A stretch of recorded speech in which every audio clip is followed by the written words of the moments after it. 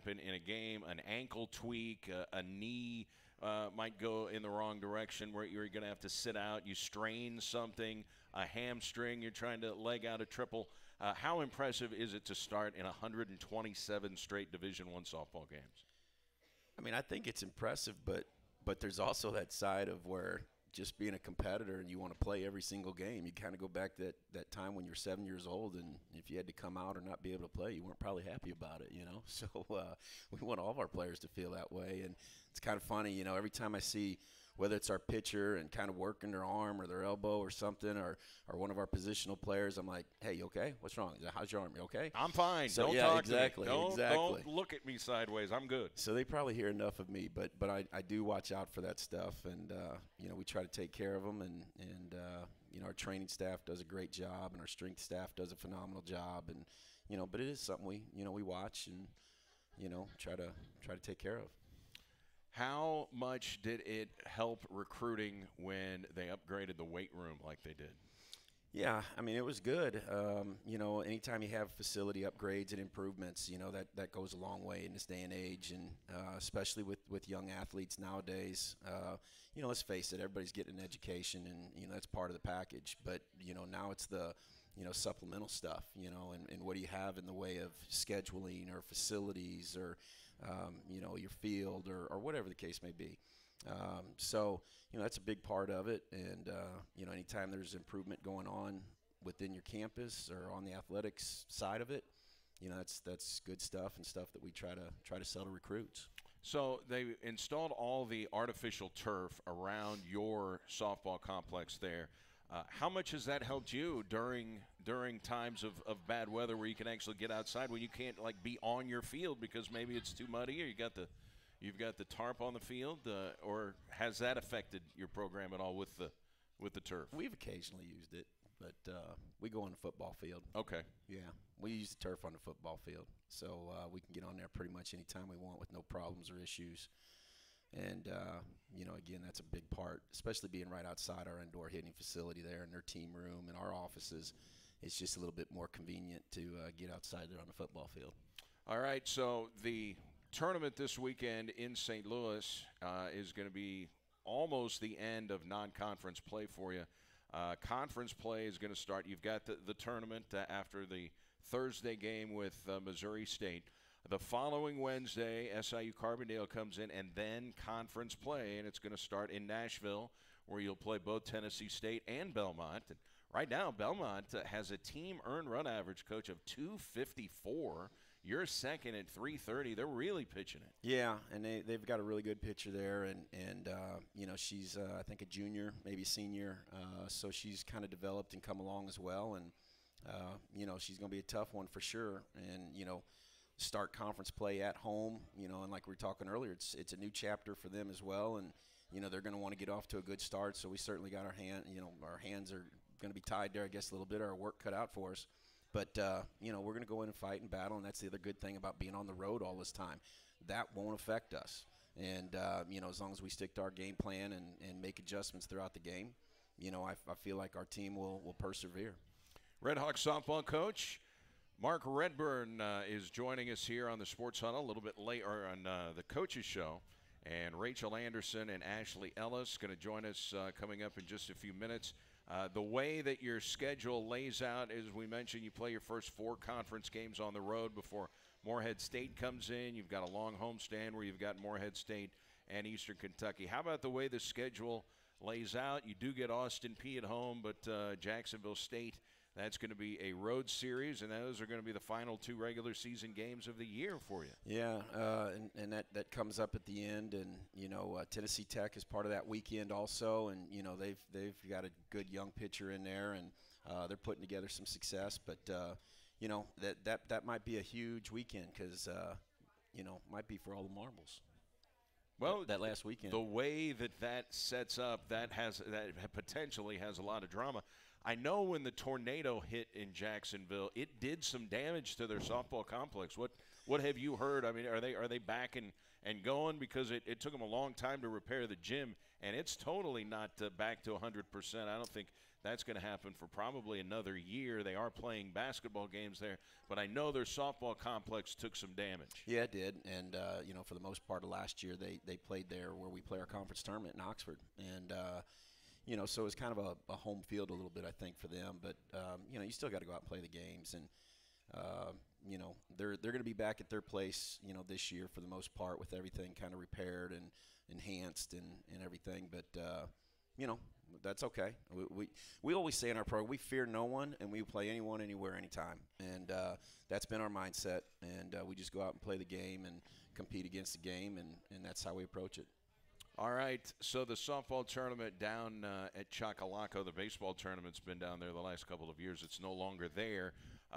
Boy, what an advantage it is for Jacksonville State. Yeah, I mean, that's what I was saying. It's their home fans and everything. But, when you think about that, I mean, you've got the College World Series is in Oklahoma City. And so you could say the same thing. It's an advantage for Oklahoma every year, and they don't win it every year. So I think it's nice being closer to home and having your fans. But, I think, ultimately we try to put those things aside. We don't get caught up too much in, how many people we have in the stands or where we're at. It's nice. But, we just go out there. When you step between the lines, it's time to ball, and that's how we look at it. Now, a couple of years ago, didn't you schedule a kind of a neutral site tournament down there so you could get your players on the field? Yeah, we did, and that was nice. It was a great experience, but we had I think 11 teams down there, and for me it was just. We're trying to play our games within that event, but then also trying to do all these other things that coincide with putting together an event. And so it was nice to do that for 1 year, but 1 year was good enough for me. I was going to say, was it a bigger headache than maybe you thought it was going to be? Yeah, I mean, it's not easy. You certainly got to have all your support staff and, game ops people and all that kind of stuff and, for them to help out. But, yeah, it was a great experience. It was good. All right, I want to talk at least a little bit here about what Ashley Ellis is doing, Coach. She's already halfway to the single-season home run record. Kayla Fortner set that in 2015, 16 home runs, and Ashley Ellis already with 8. So it looks like she's going to challenge that record. Yeah, I think so. And we were, kind of thinking when we came into the season, a couple of these juniors that have kind of been going through those battles, as freshmen and sophomores, where were they going to be for us this year? And certainly she's come through and exceeded, what we thought here a little bit. But, she's put so much time and effort in. She's adjusted her approach at the plate. She's calmed everything down. She's slowing the game down, and she's now just getting her barrel where she needs to. And that's just been the biggest thing. If you watch her swing, her barrel swing speed is not going to be near the top, but it doesn't have to be because she gets the barrel where she needs to, and we call it getting fat on center. And she's done that several times now this year, and there's even been more. This past weekend she had some shots and just right at people. So she's seeing it well, and she's squaring balls. If you get ready for Missouri State on Thursday, I know coaches are also meteorologists. You have to always keep your eye on the weather. I have not looked at Thursday's forecast. Are we looking good for Thursday?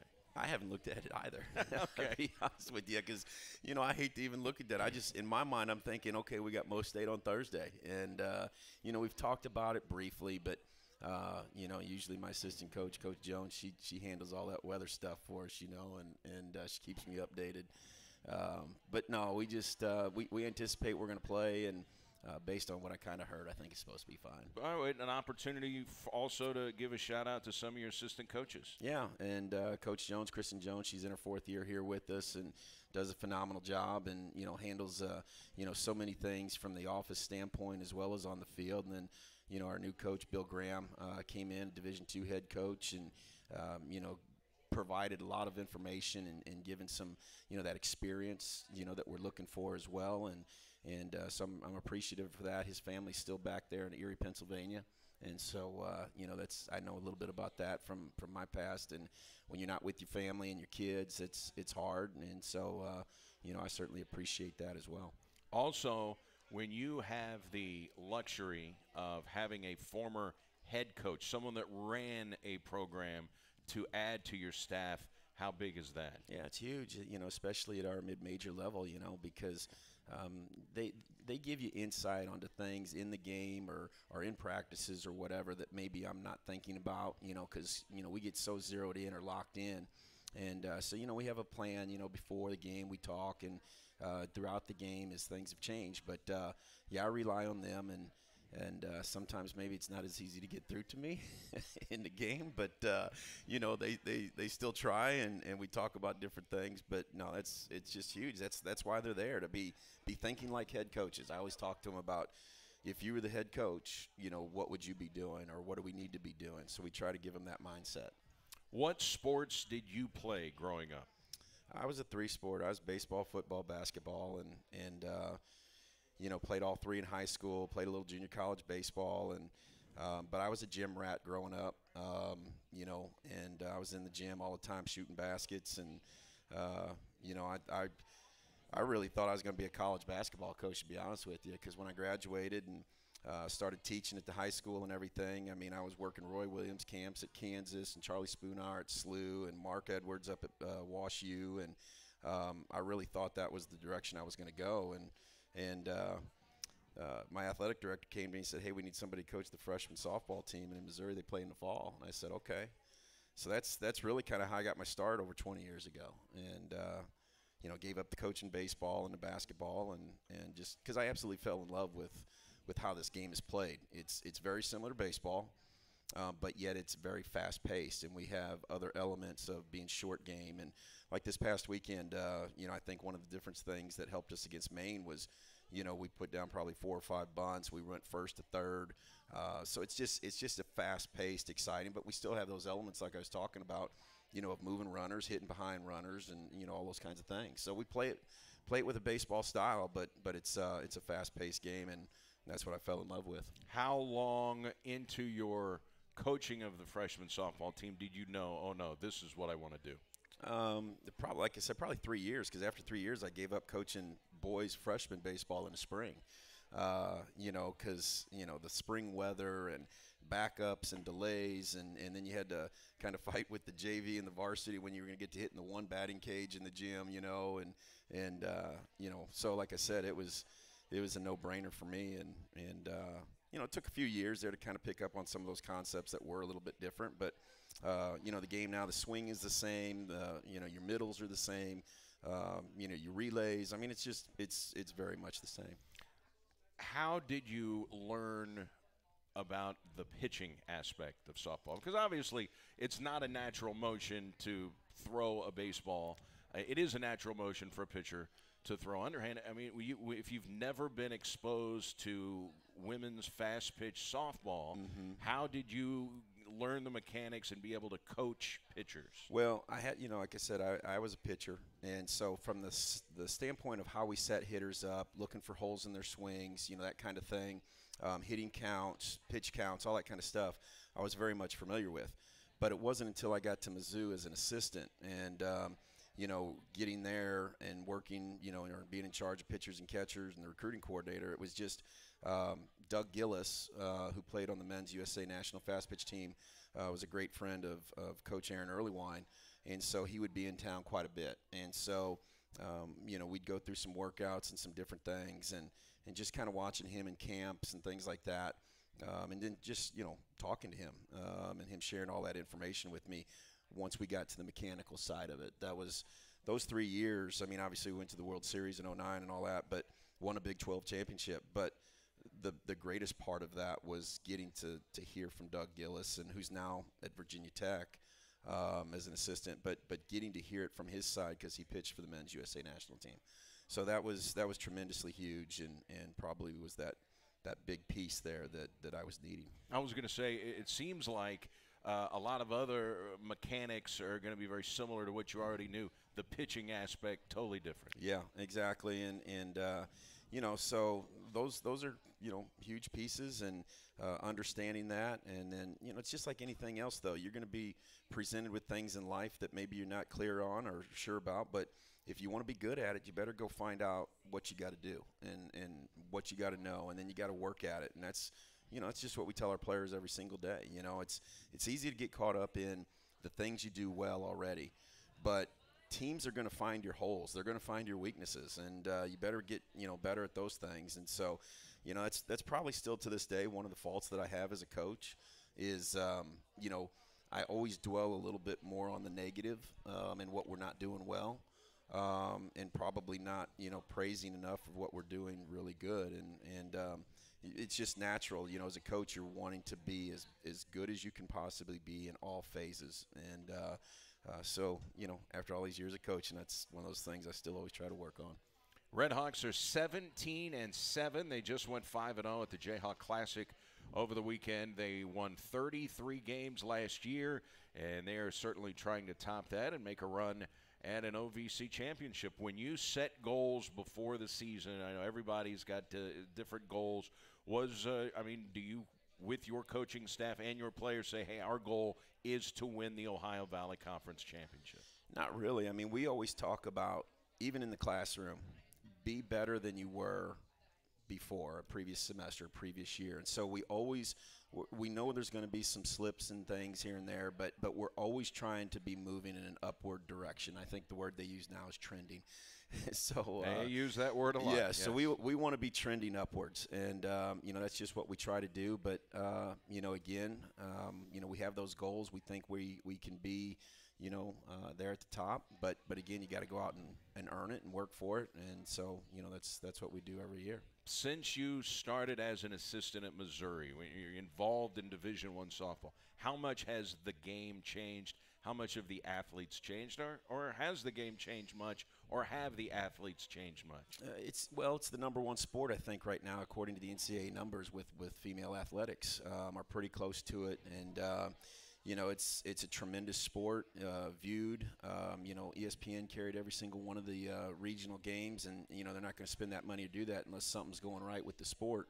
Right. But yeah, I mean, the days of Kat Osterman and Jenny Finch and Monica Abbott, those were those days where you could have one pitcher and she could take you through the entire season, and that's just kind of different. You can't do that now because the technology is better with bats and balls. The athleticism with our athletes is so much better now. And then video and those types of things that are out there and other sort of tools. So I would say that that's really the biggest thing that's changed is, there's just so much more out there, for players. And that's, again, another reason why the sport just continues to grow and, grow. Scouting. How much has the technology advanced? And I know there's scouting services. Just take the baseball program, for instance. There are so many new avenues in terms of scouting opponents where you can get situational stats that, like, the sports information department would never allow you to see, the situational stats, any of the opponents. But you can get a lot of that stuff now through scouting services and subscriptions. How much has it become easier to scout opponents than, say, it was 10 years ago? Yeah, it is, and that's a great point because, before in the old days, you'd have to send out to other schools and ask for scouting reports, and you'd probably have to send out to 10 or 12 schools, only maybe get 3 or 4 back. But, even then, that information, how did it compare to your players? So, but now you're right. I mean, everything is being streamed, and it's just as easy to go back and watch a game. And we have those same kind of services with stats and numbers and all of that. So, that's a great piece to have. So, those are things that we look for and we have, and we've really kind of adjusted and spending more of our time in watching video and looking at the stats and the numbers. Now, I don't share those necessarily with our players as much, but that's a big piece of it right now. But you and your coaches are talking about. Oh yeah, and that's the thing. I mean, and we use that in our in-game stuff and how we approach a hitter and everything. But that's one of those things that certainly has, again, very much like baseball. It's come into play and it's a very big piece of our game now. How much are you interested in opposing scouting reports? If you can get a scouting report on you, what the outside opposition is thinking about your players?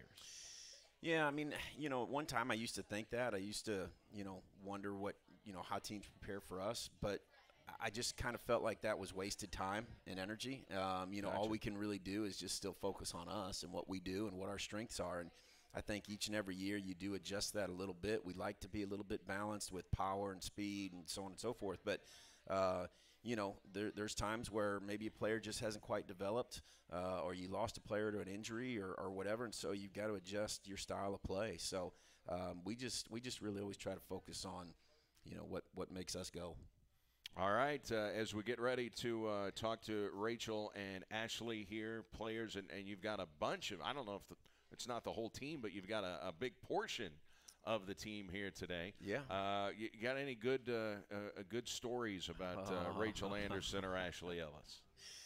I don't know. I mean, they're just a fun group to be around. I've said that before. I mean, as coaches, you have teams and years that maybe personalities or whatever, but they keep me young. They keep me laughing, and sometimes I just got to walk away, and I got a smirk on my face, and I can't let them see it. So they keep me going. But they're just. I think that's a part of our success too. Is they get along so well as teammates, and they hang out with each other. They lift each other. They push each other. And so it's just a phenomenal group to be around. All right, we'll talk to a couple of your players. Coach, thank you for joining us, and best of luck Thursday in your home opener against Missouri State. Hopefully you get a little payback. Yes, absolutely. Thank you very much. Appreciate it, Coach. Thank you. That's Coach Mark Redburn. Redhawks softball off to their best start since 1998. What were you doing in 98? That's the last time the Redhawks were off to a hot start like this, 17-7. We're going to talk with junior center fielder Rachel Anderson when the Coaches Show continues here from Wings, etc. It's the Coaches Show on SEMO ESPN. Does having a game on the TV make a sports bar? Wings, etc. and Cape and Jackson beg to differ. They take their sports bar status seriously. Wings, etc. is the host of the SEMO Coaches Show every Monday from noon to 1. You can watch SEMO away games at Wings, etc. Plus, get lunch specials and daily specials like 69-cent wings on Monday, 69-cent rib tips on Tuesday, 59-cent shrimp on Wednesday, 69-cent wings on Thursday and Friday, too. Plus, they've got free Wi-Fi and a full-service bar and craft beer. Wings, etc. The definition of a sports bar. My name is Shannon. I had LASIK done by Dr. Parker yesterday. This morning I woke up and saw the alarm clock on the other side of the room for the first time ever. Today, after LASIK, I can see everything. I can see the other side of the doctor's office right now. I can see down the street. I mean, that's what I noticed yesterday. I would just walk outside and look at all the houses that I could never, see before. And this morning, taking the dogs out, just looking around, I can see everything today, and I couldn't see anything yesterday. My experience with eye care specialist was amazing. I mean, I just can't put into words how amazing it is to wake up and see. It's absolutely incredible. Thank you for everything. See what you've been missing with eye LASIK from Dr. Sean Parker. Call Eye Care Specialist to schedule your free consultation at 866-DR-LASIK or visit LASIK4me.co. That's LASIK, the number 4, ME.co.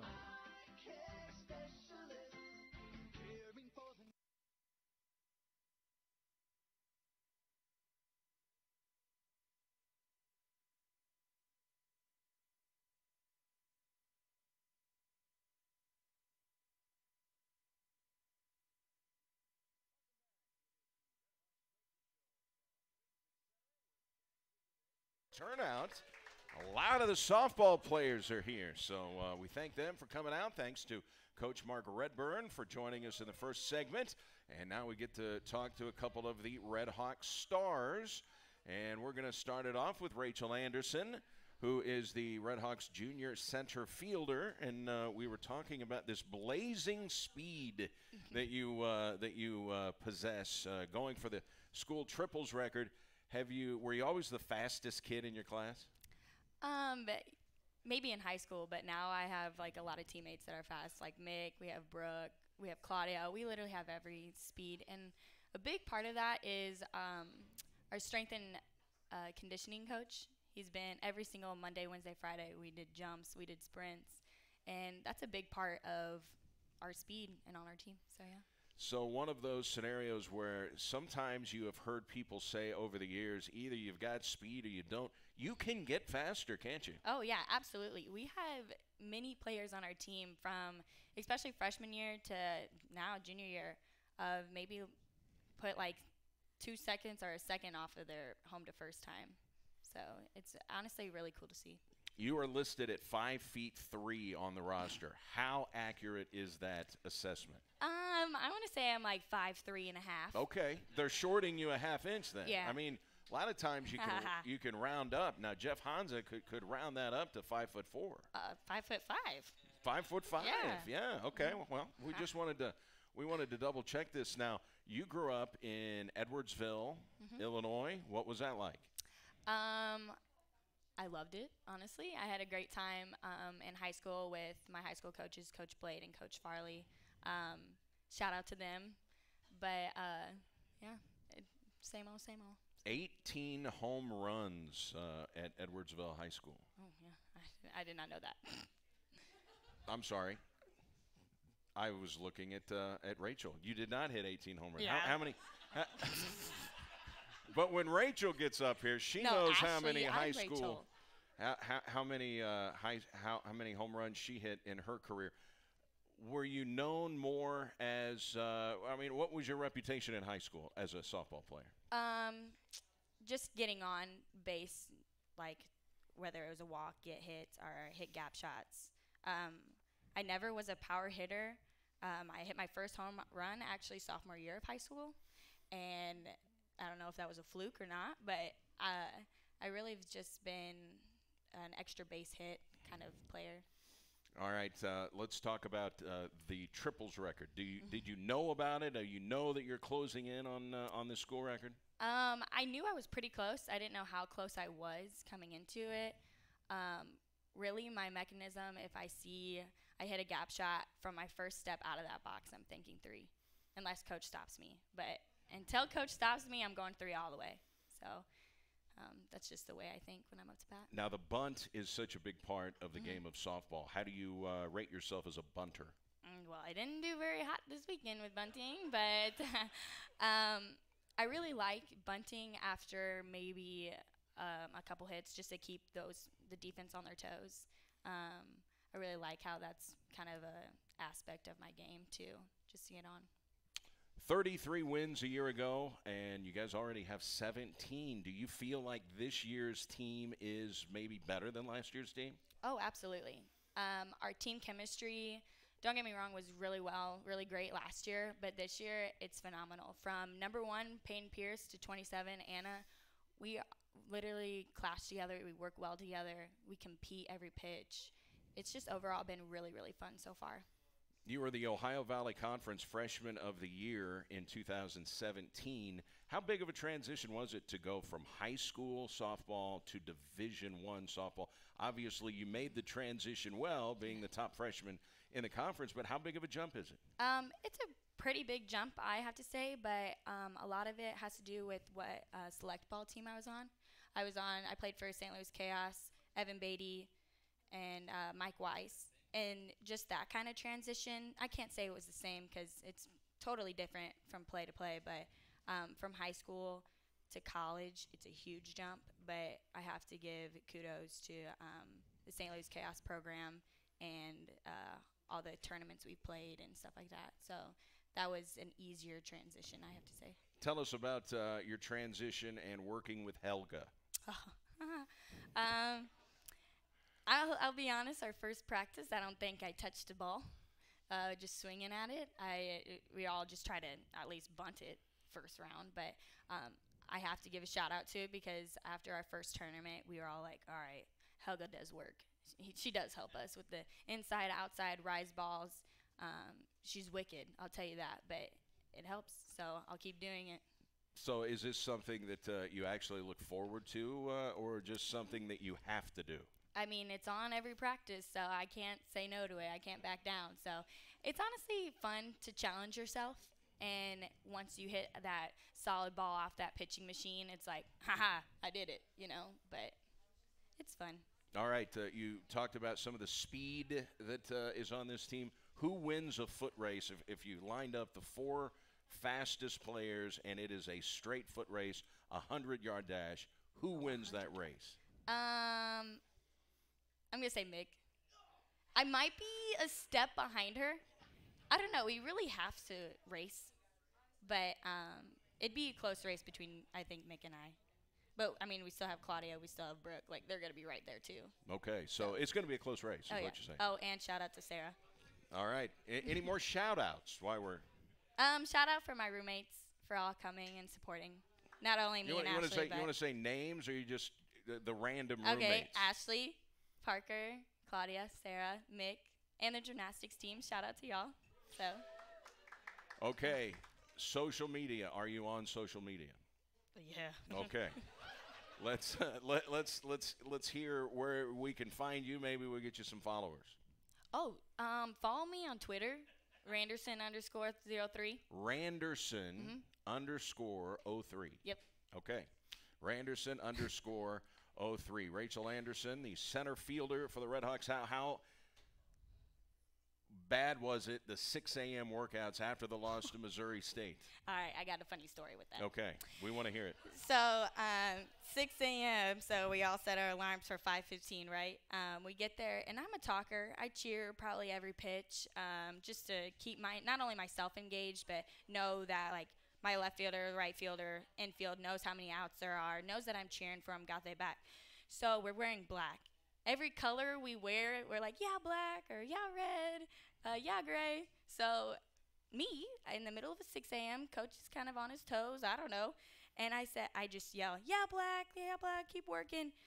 Coach decides he had a whistle at practice and blows the whistle, and we all, like, stood straight up. Everybody stopped what they're doing. He's like, I don't want to hear any cheering. Yeah, black, none of that, none of that. And we just kept going. I was like, oh, snap. Like, maybe I can't be cheering at 6 a.m. I don't know. So the rest of the, like, hour we were there, dead silence. Like, nobody spoke. Nobody said a word. And I was like, I wonder if he knows I said that. I don't know, but it was funny. Honestly, I wanted to laugh so hard during it, but I had to keep it serious, keep it cool, because he was pretty mad. So how often does he break out the whistle? That was the first time in 3 years, I think. I don't know. I could be wrong. Maybe he had it when we did backwards bear crawls. I'm not sure.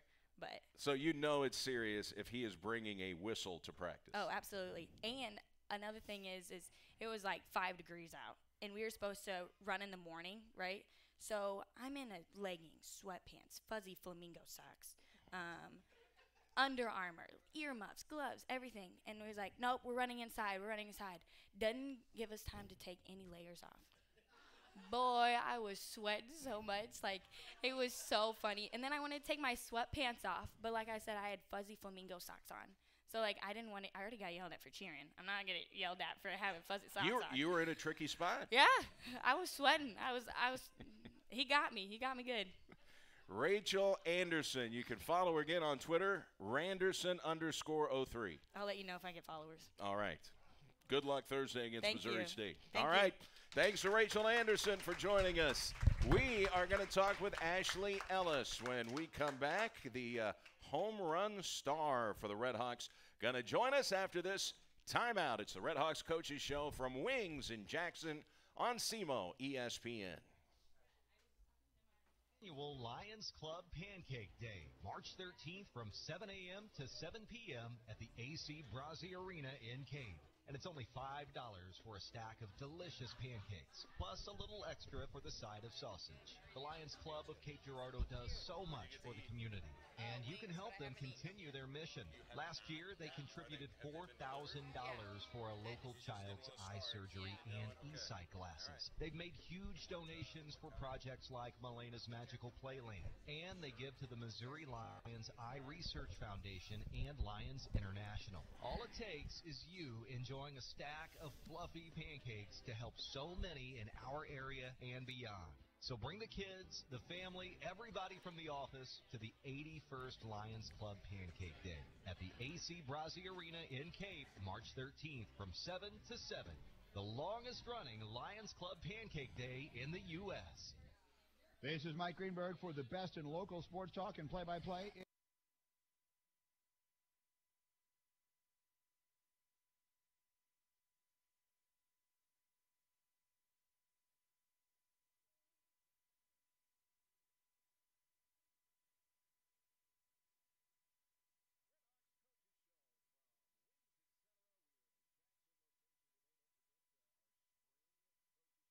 Continue next week, and for the next 2 weeks we will be in the Cape Girardeau location Don't forget, they've got the food and drink specials as they do every time or every year this time of year, and that is through Wednesday this week. The Wing and Schooner Madness is back. 69-cent wings, special prices on domestic schooners. So get to Wings, etc., and already make your plans now. If you're going to be watching March Madness, this is the place to do it. Wings, etc., in both Cape and Jackson. And don't forget, the stores are open late on the weekends because oftentimes the games run late. So Wings, etc., your home for March Madness. It is the home of Red Hawks softball and gymnastics today. We've got representatives from both the softball team and the gymnastics team. And we want to welcome into the program Rachel Anderson. She joined us just a little bit earlier. We certainly thank her. Ashley Ellis is, I guess, in anticipation of eating your lunch. I mean, you ordered the lunch, but you have not been able to eat any of the lunch so far. Yeah, I did eat. I ordered a side of fries, so I ate those. But okay, so the fries are gone, and what's the entree? I got the jerkin barbecue wings. We're gonna save those for a little bit. Okay, later. bone in or boneless? Bone in. Bone in. Yeah. So you're more bone in. You feel like you need to get your fingers dirty. Yeah, I'll eat both, but I like the bone in. All right. How cool was it to go to the University of Kansas, not only win that tournament, but to beat the Jayhawks twice? It was a great feeling, not only to beat them once the first time, but the second time we put up a good fight. You know, me and Claudia were talking about it earlier this morning. 0-0 ball game till the 6th or 7th inning, and to have that game, it was really exciting. Those are the most exciting games. So we did a little something with the bat this weekend. You hit .563, 9 hits, 2 home runs, a double, 5 runs batted in, and they decided, hey, maybe we should not pitch to her. So you walked 4 times, a slugging percentage of 1,000. You must be feeling like you're seeing the ball very well right now. Yeah, pretty good. The second game when it was freezing cold and the wind was blowing, I didn't do very well, but, you know, some days you see the ball as a big balloon and other days you see it as a little pea. So I was just trying to keep it simple and keep my mind slowed down at the plate, and it was a good time. What's it like when you're in a zone? It's something different because, you know, hitting is contagious. So if one person's hitting, then you're just going to go down the line and everyone's going to get a hit, and the excitement from just one hit, like the excitement from Rachel's at-bat that last game and getting that run in, it calmed me down knowing that, okay, if I get Rachel in, it's just a cushion. Like, we already got the lead now. So it was fun.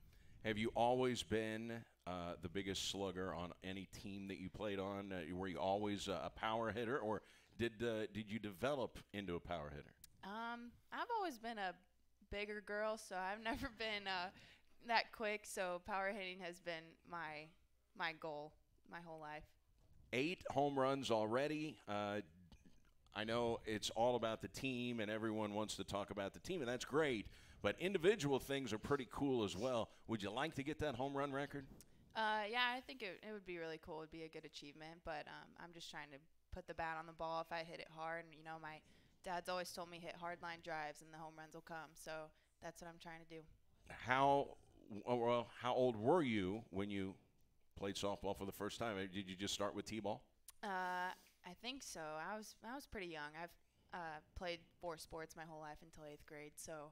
And then 4 sports. Okay, let's run through the list of sports. It was softball, basketball, volleyball, and soccer until 8th grade, and then high school hit, and I played basketball and softball. And you just decided that you were better in softball, or you liked softball better?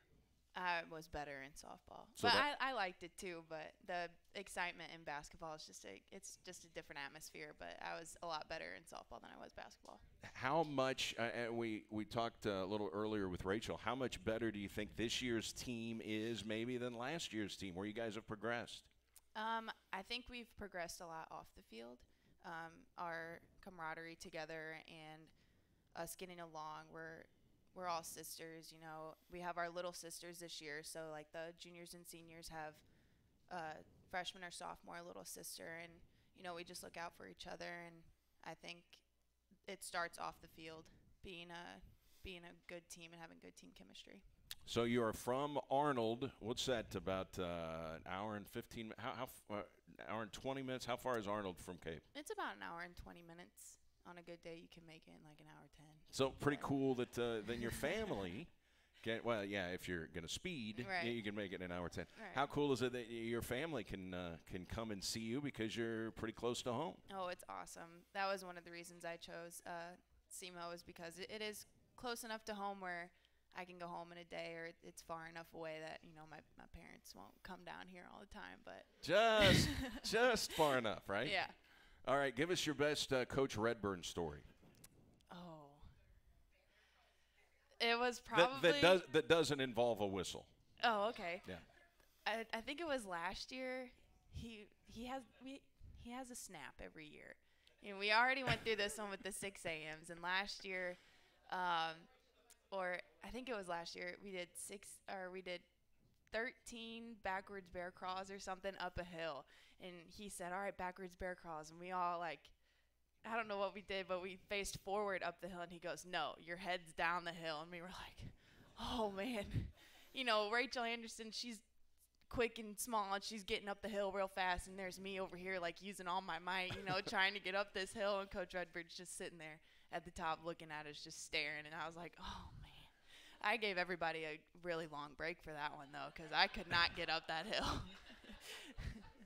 Physically the most demanding thing you've ever done since you've got to Southeast? Yeah, I've never felt really weak in my life, but in those moments I felt very weak.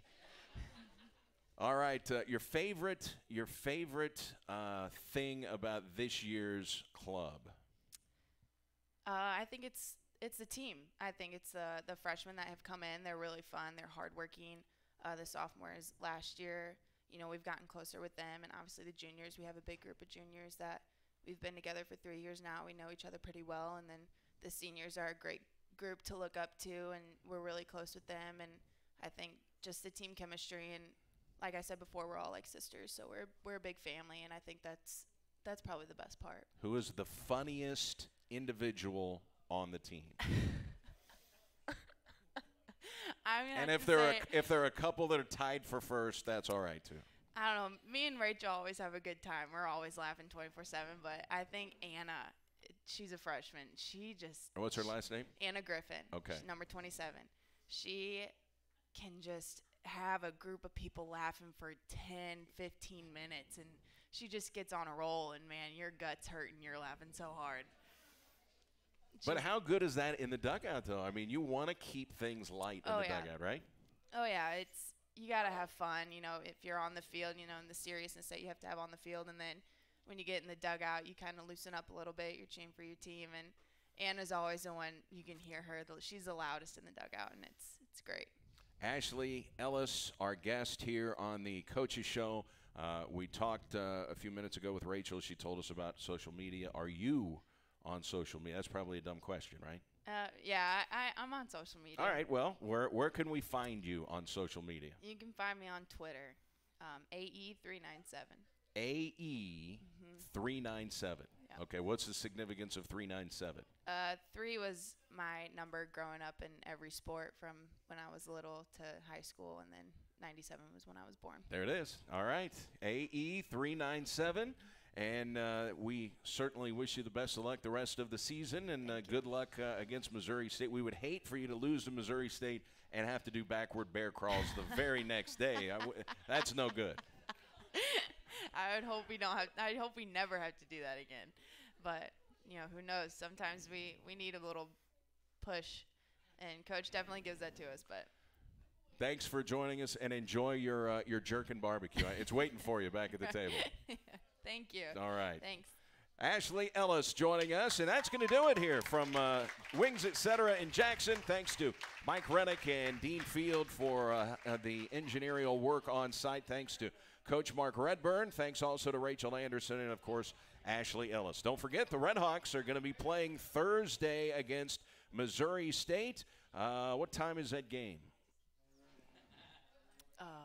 1 o'clock. 1 o'clock. So come on out, and it's Pi Day. So they're going to be giving out free coupons for pies at McDonald's. So get there early, get some free food, and watch the Red Hawks play their first game at Sprigg and Bertling so far this spring. We'll get you into the Stephen A. Smith Show on ESPN Radio coming up. For a final time, we say so long, everybody, from Wings Etc.